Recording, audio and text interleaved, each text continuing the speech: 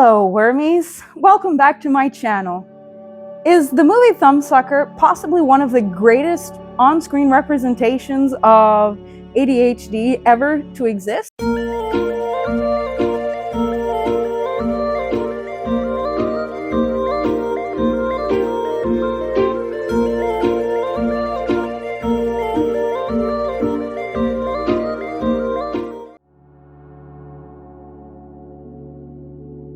I'm Hannah, and I have autism and ADHD. By the way, this is my cat. Officially, her name is Klakje, which means ice in Icelandic, but everybody calls her Mizi in my house. Anyway, I make weekly videos rating the representation of autism, ADHD, and other neurodivergent conditions in books, movies, and other media. If that interests you, then go ahead and hit that like and subscribe button to join the neurodiverse bookworm family and never miss my latest recommendation. Thumbsucker, released in 2004 by director Mike Mills, was based on the 1999 Walter Kim novel of the same name and follows the story of a boy, Justin, who has a habit of sucking his thumb. The credits, even in the beginning, it made me chuckle because there's a name, Benjamin Bratt. Thumbsucker is quite unconventional as far as movies go. I've never seen a portrayal of thumb sucking prominently in any film outside of really young children. While I never sucked my thumbs, I was always sucking my two middle fingers, these two, as you saw when I came in for my introduction. My parents tried everything to get me to stop doing it, rewarded me with a tent for not doing it for a month, at least visibly, when I was probably around 6 years old. My mom tried painting my nails with spicy nail polish, but the only thing that ever really taught me was that I shouldn't do it in public. But even now, when I'm super relaxed, I'll get that really strong urge to pop my fingers in my mouth and just space out. Do you suck your fingers? I know it's like really bad for your teeth, as mentioned in this movie, and they were always worried about me getting this open bite, which can happen because your thumb presses out against your teeth. But I think that sucking my two middle fingers prevented me from really having a bad open bite. I think Thumbsucker is a great portrayal of inattentive ADHD. It shows the irritability, the distractibility, the meltdowns, blow-ups, and even hiding in bathrooms to get away from stress. It talks about the issues that parents face dealing with a kid like that, as well as even talking about what the siblings face. It also confronts stereotypes such as ADHD medication being essentially legal speed. What are you doing? No wonder.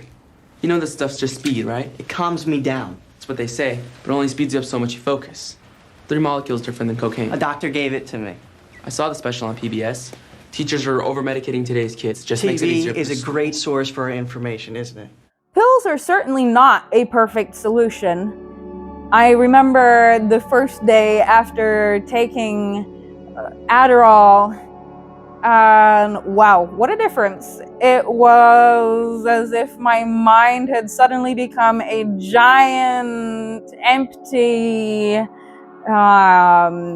auditorium, and I could just, pick out the few individual thoughts but it seemed to transfer the hyperactivity from my brain to my body.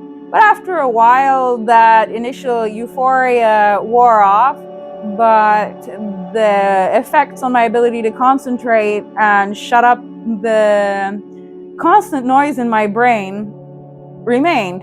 And having that medicine allowed me to focus enough to learn new techniques and new ways of getting around my difficulties and to become healthier, more successful.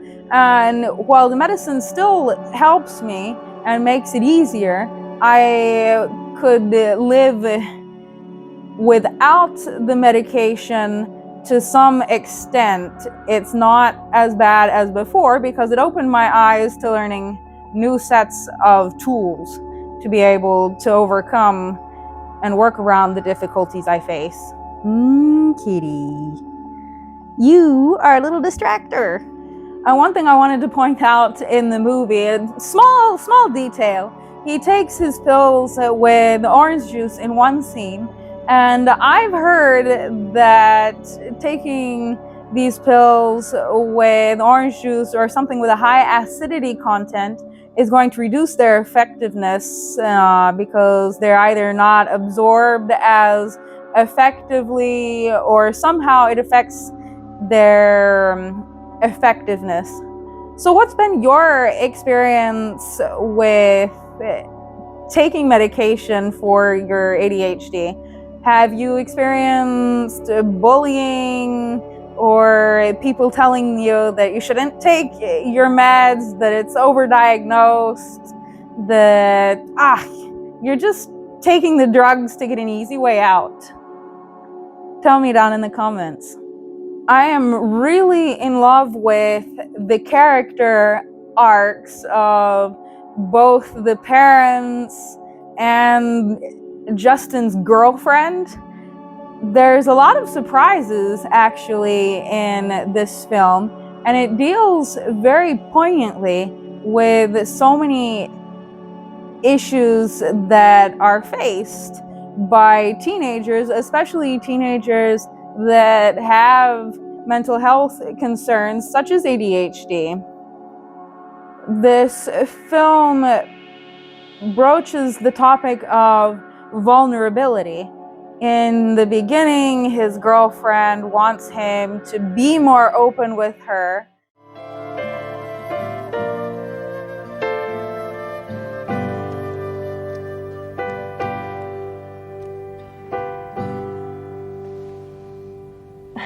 What's MFC?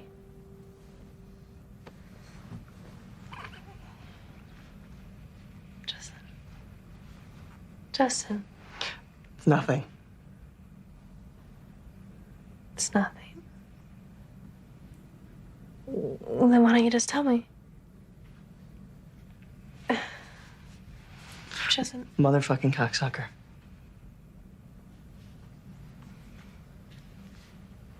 Why are you acting like this?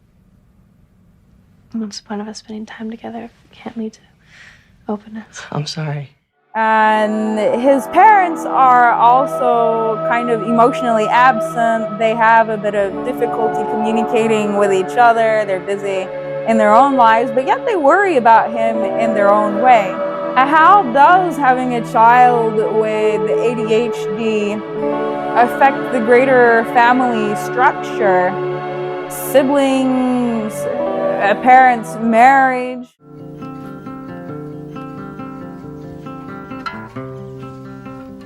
What? Nothing.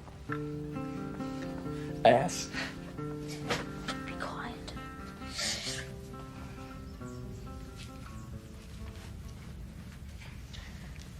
Joel. Yeah. I always kind of thought Audrey was gonna leave Mike. They couldn't be apart. But is that love? I don't know. Well, don't you ever think about this stuff? Doesn't it ever freak you out? Everything freaks you out. You don't even care. You have it so easy, Joel. I hate it when you say shit like that. Like what? Like you're the only one with problems. You ever think maybe you're so busy being weird that I have to step up and be normal? And then there's a scene where this girl takes advantage of Justin, experiments with him sexually while they're taking marijuana. I love you. God, you always have to make everything so serious. This was just a teenage experiment, that's all. Experiment? I needed to educate myself, Justin. So, I decided to pick someone like you. Like me? Someone that never get hurt by. I really appreciate how they focus on some of these issues, yet without making it the main issue, while exploring that trauma and the darker side of humanity.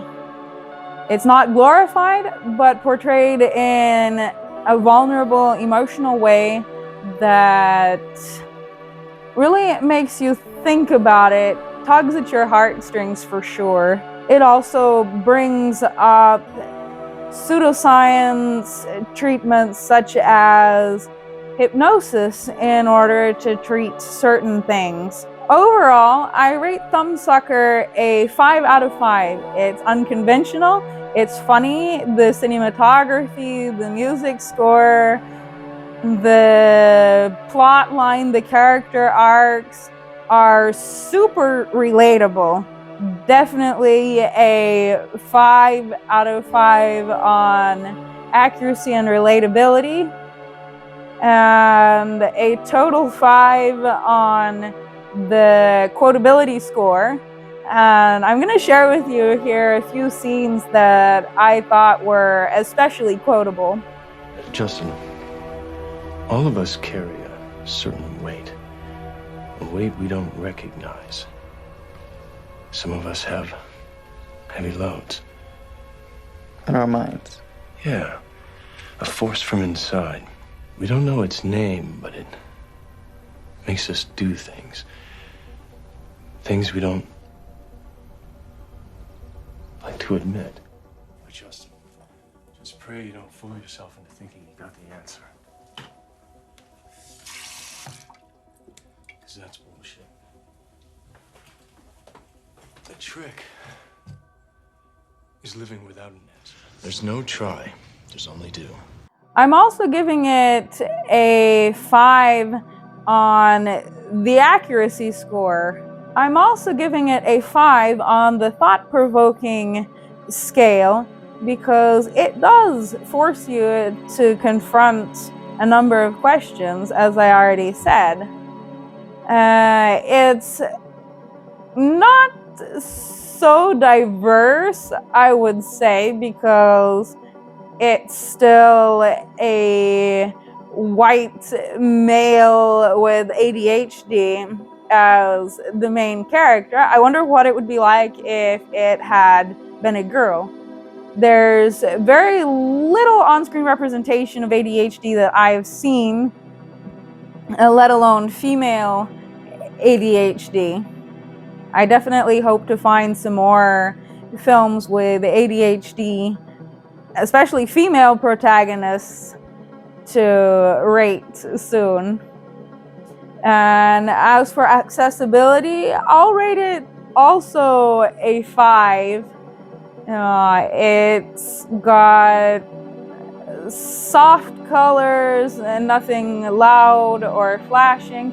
The only thing is, if you're easily startled, around 28 minutes into the film, there's a bit of a jarring transition from a quiet scene to the loud, jarring bike race scene. Other than that, the movie is fairly low-key.